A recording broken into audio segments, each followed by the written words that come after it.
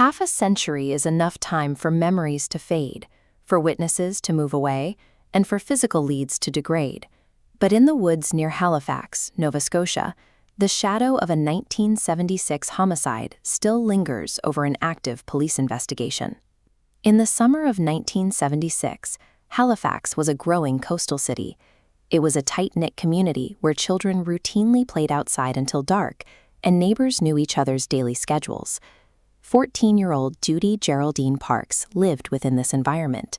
Her family resided in apartment 303 at 2 Keating Road, located in the Armdale neighborhood. On the afternoon of July 10th, her parents and sibling decided to spend the day at the local horse races. Judy chose to stay behind, expecting a call to go babysit for a neighbor in the building. When the family returned later that evening, they found the front door to their apartment unlocked. Judy was missing. Assuming she was at her babysitting job, her father went to sleep while her mother stayed up to wait. By 3 a.m., a quick check at the neighbor's apartment confirmed Judy had never arrived. A routine summer weekend abruptly fractured. The Parks family had stepped out for a few hours, returning to find a void that detectives have spent the next 50 years trying to fill. The most alarming detail occurred while the family was at the dinner table. The apartment's intercom suddenly buzzed. Over the static, they heard 3 distinct calls for help, immediately followed by a physical scuffle from the 4th floor, directly above their unit. The family immediately ran out to the lobby and contacted the police. But due to standard procedures of the time, authorities enforced a mandatory 24-hour waiting period before officially logging a missing persons report for a teenager. Police did not arrive to investigate until the following day. In the absence of an immediate police dragnet, the community tried to fill the gaps. During those frantic early months of searching, Judy's mother found a pair of pants near the back entrance of Keating Road, and a family friend recovered a pair of sneakers.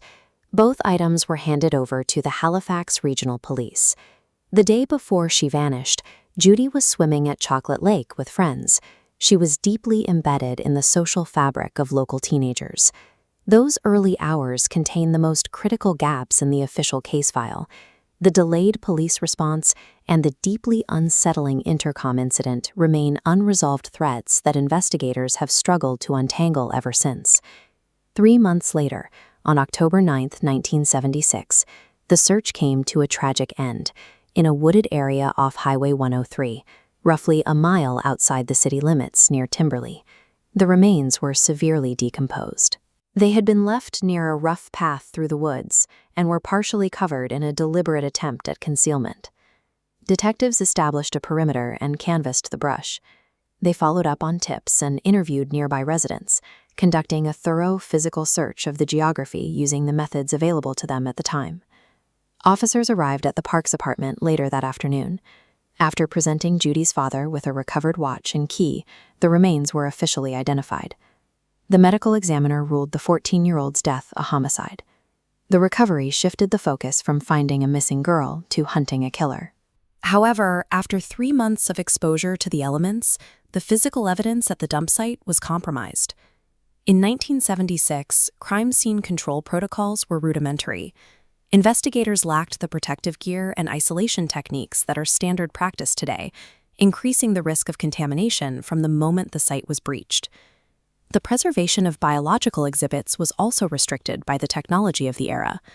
Forensic science had not yet developed the tools to properly secure and analyze microscopic evidence, meaning the chain of custody for trace materials was highly vulnerable. Without physical evidence to tie a suspect to the scene, detectives relied entirely on witness accounts that eventually dried up. As decades passed, original investigators retired or died, and the file was labeled a cold case. For the Parks family, the trauma compounded year after year.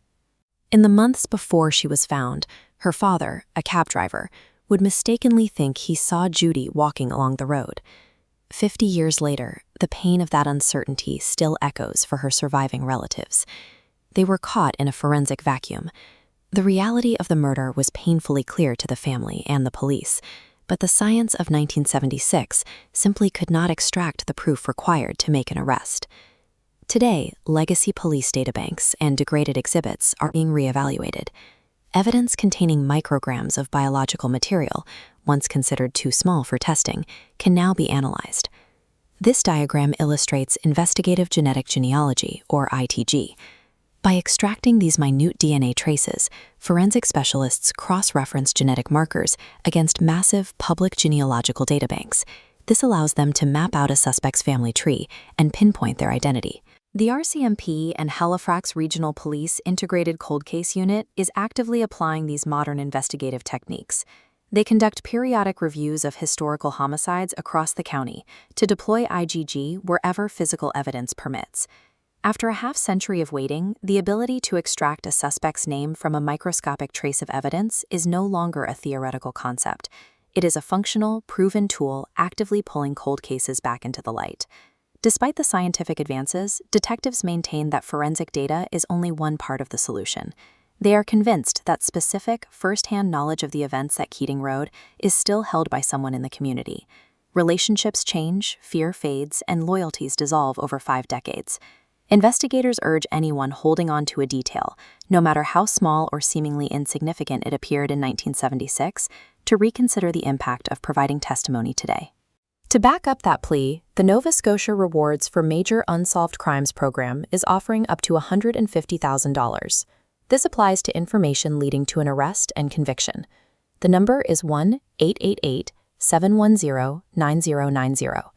50 years of investigation have led to a critical intersection, a point where cutting-edge genetic science and the long memory of the public finally meet. Between biological traces that can now yield a genetic profile and a significant financial incentive to speak, the path to an identification is clearer than it has been in decades.